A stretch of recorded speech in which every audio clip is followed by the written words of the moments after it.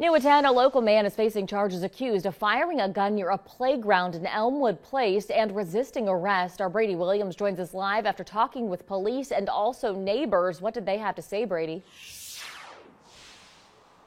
Well, so police say they don't typically get a lot of calls here at the park. Most of the time it would be something like disturbing the peace.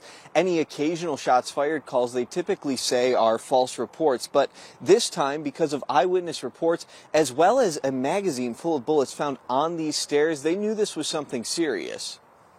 Well, we were sitting watching TV in the living room and we heard a gunshot. Mike Kunz says that's when he looked outside his window and saw the kids at Elmwood Avenue Park take off running. There must have been 20 kids, and they over the railroad tracks down the street, down that way, they just scattered. That was around 8 p.m. on Sunday. Kunz says he called the cops immediately. As officers arrived, Lieutenant T.J. Johnson says there was a man still lingering by the basketball courts. He was told by another juvenile that, hey, the guy over there in the park is the shooter. He says the officer patted the young man down and felt a gun. And they started struggling, fighting. They tackled him, and then before you knew it, there was 2 St. Bernard Cruisers, 2 Elmwood Cruisers, and a Lockwood Cruiser. They arrested him, and we now know that it was 20-year-old Jacardi Brown. He looked like a little kid. The cops told me he was 20.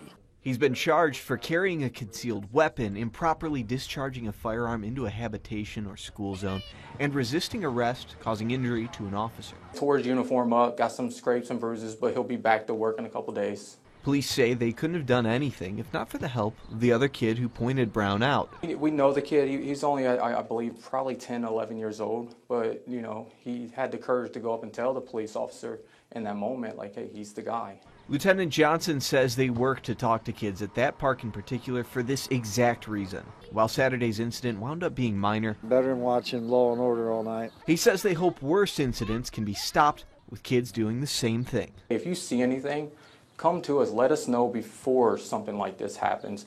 Yeah. Now, Brown was released of his own recognizance. We do know that a judge was assigned to his case today. Live in Elmwood Place, Brady Williams, Fox 19 Now.